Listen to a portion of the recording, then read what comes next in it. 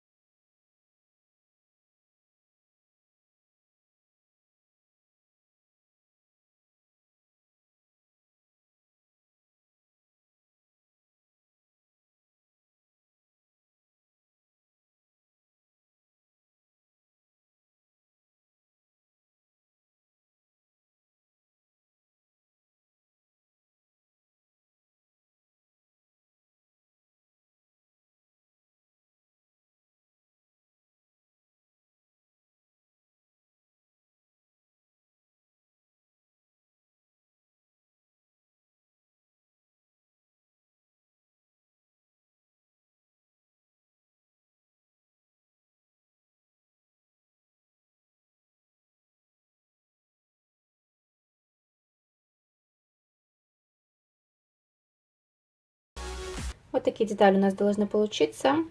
Крылья я показывала, что вот в этой части мы добавляем припуск. Вот здесь вот получается он. Для начала нам нужно пришить все вот эти вот детали на переднюю часть, на наш хлопок. Вот здесь вот посередине у меня от ткани видна линия. Если не видно ее, сложите пополам, разгладьте, будет линия. Это значит, что это наша серединка. И на эту серединку мы будем ориентироваться, когда пришивать детали, чтобы они были симметричные. Начнем с крылышек. Крылья мы пришиваем также на одинаковом расстоянии, располагаем. У меня это 5 сантиметров от середины. И в другую сторону тоже 5. Вот этот мы пришиваем по вот этому краю, вот здесь вот по внешнему, мелким зигзагом. Ну или средним зигзагом, как вам удобно. Попробуйте сначала, потренируйтесь на остатках ткани, чтобы подобрать нужный размер зигзага, чтобы красиво смотрелось. И потом уже пристрачивайте крылышки. Далее мы располагаем носик, исходя из выкройки. Я на выкройке также нарисовала детали. И мы вот эти вот детали так накладываем, с учетом нашего припуска, не забываем, середина к середине. И отмечаем вот эти вот точечки. Также вот пару точек мы отмечаем, где наши глазки. И не забываем отметить реснички.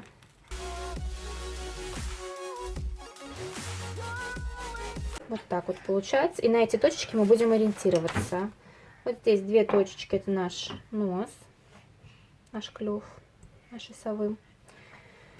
Если вы также вырезали из фетра, тогда мы пристрачиваем обычной строчкой. Если из хлопка, тогда строчкой зигзаг. Глазки можно сначала пристрочить зрачки, а потом уже пристрачивать хлопку, как вам удобно. Либо сначала пристрочить белые кружочки, потом уже черные.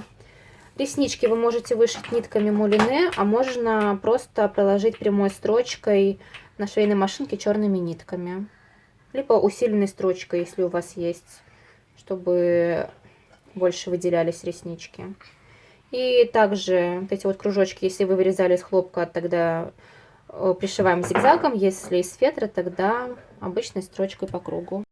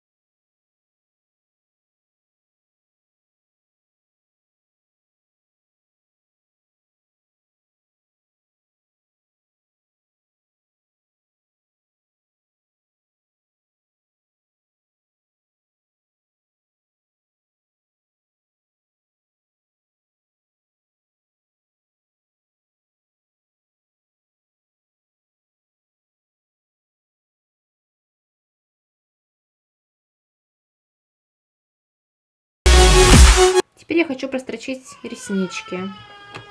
Буду прострачивать их усиленной строчкой, у меня это СС. Вы можете прострочить обычной строчкой, только туда-обратно несколько раз. Либо прошить нитками мулине.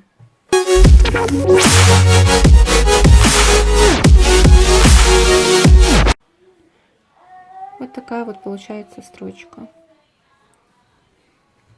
Если у вас после того, как вы прострочили реснички, ткань так вот немного стянула, нужно просто прогладить утюгом. Теперь можно пришивать наши глазки. Когда я прикладываю глазки, я еще раз линейкой измеряю расстояние, чтобы было одинаково, от зрачков тоже, чтобы у меня было все ровненько. Потом уже крепко прикалываю, чтобы у меня не сдвинулось. И буду пришивать обычной строчкой.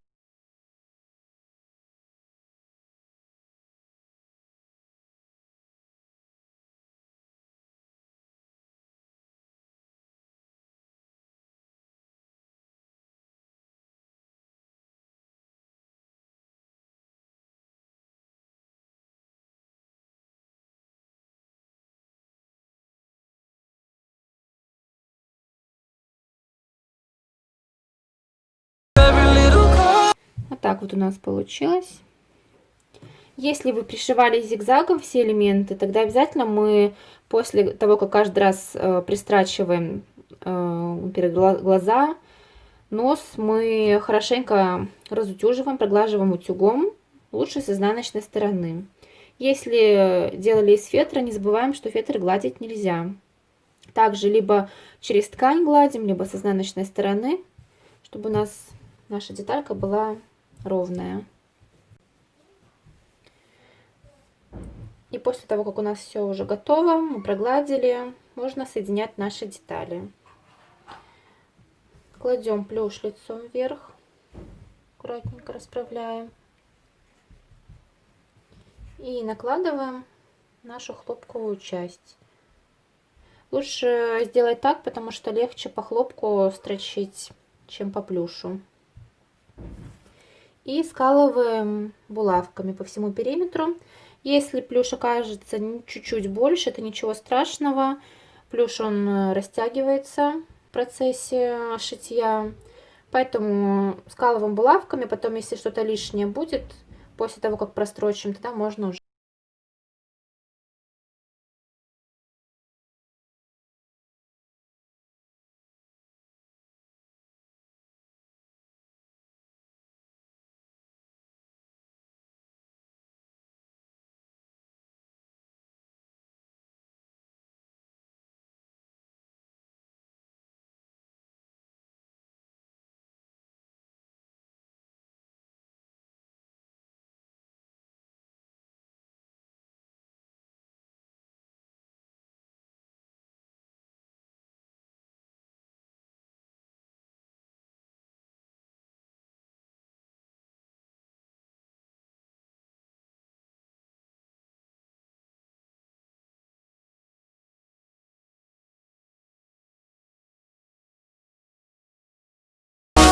И теперь, если что-то есть лишнее, мы это подрезаем и делаем надсечки на закругленных сторонах. Здесь и вот здесь можно.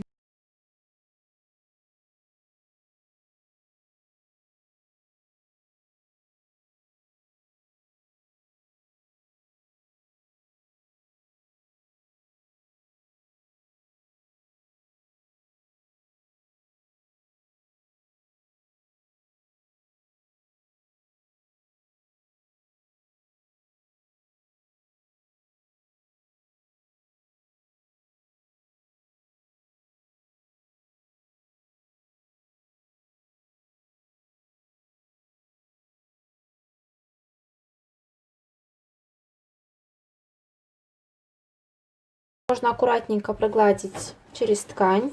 Плюш мы не гладим, только гладим хлопковые части.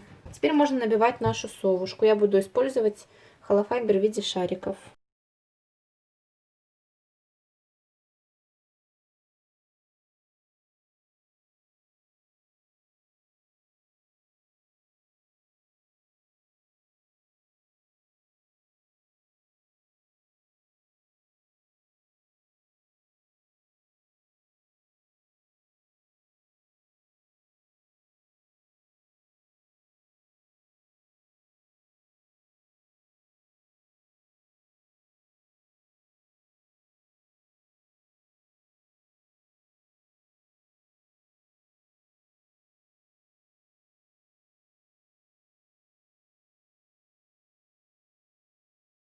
И аккуратно закалываем отверстие булавками и зашиваем потайным стежком. Когда зашили отверстие потайным стежком, хорошенько расправляем нашу совушку, чтобы она была везде ровная и аккуратная. И на этом наша совушка готова. Вот такая вот она милая и мягкая получилась. Отлично подойдет для подарка или просто для украшения интерьера. Также можно на крылышке, либо в другом месте нашить имя ребенка, и будет отличный подарок для ребенка. На этом у меня все. Если вам понравилось видео, ставьте лайк, подписывайтесь на канал, если не подписались, и жмите на колокольчик, чтобы не пропустить следующее видео. До встречи!